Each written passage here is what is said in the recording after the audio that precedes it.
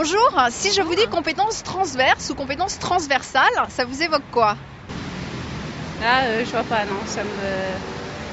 Ah bah, c'est Ça peut parfait. être de la politique, ça peut être de la technique, je ne sais pas. Je sais pas du tout. C'est être, avoir différentes compétences sur différents domaines. Rien du tout.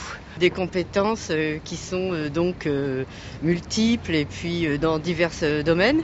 Transversal, ça veut dire que dans l'organisation hiérarchique de bas vers le haut, le gars il est à l'horizontale. Bah, finalement, les réponses ne m'éclairent pas vraiment. J'ai bien fait de prendre rendez-vous avec un expert cet après-midi. Alors Franck, parlez-moi des compétences transversales. Les compétences transversales, ce sont au départ des comportements, Ouais.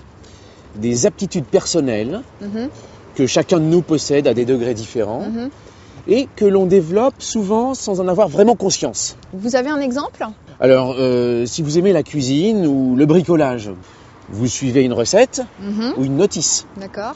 Eh bien ça démontre que vous êtes capable de suivre des procédures précises, Mhm. des modes opératoires dans le monde professionnel. Ah oui, je comprends mieux. Aujourd'hui, on se rend compte que ces savoir-faire personnels sont de plus en plus recherchés pour trouver un emploi ou pour réussir sa reconversion. Alors si je vous suis bien, les aptitudes personnelles ou les prédispositions, on les a, mais parfois malheureusement, on ne les a pas. Oui, c'est vrai, mais on peut aussi les acquérir par l'expérience ou par une formation. Alors en fait, avec une même compétence, ça peut servir à plusieurs métiers? Oui, voilà. C'est-à-dire, ce qu'il faut savoir avec les compétences transversales, c'est qu'elles sont applicables et utiles à plusieurs métiers. D'accord, On dit qu'elles sont transférables. ok. Vous voyez? Alors, je prends un exemple. Vous aidez vos amis à résoudre des problèmes de voisinage. Mhm. Eh bien ça montre que vous avez des qualités d'écoute et de médiation qui pourront vous servir dans votre vie professionnelle. Ok, donc ça veut dire qu'on peut transférer sa propre expérience dans d'autres domaines. Oui, voilà, exactement. Mais alors, l'intérêt de développer et d'acquérir ces compétences transversales ne s'arrête pas là. Oui, alors expliquez-moi.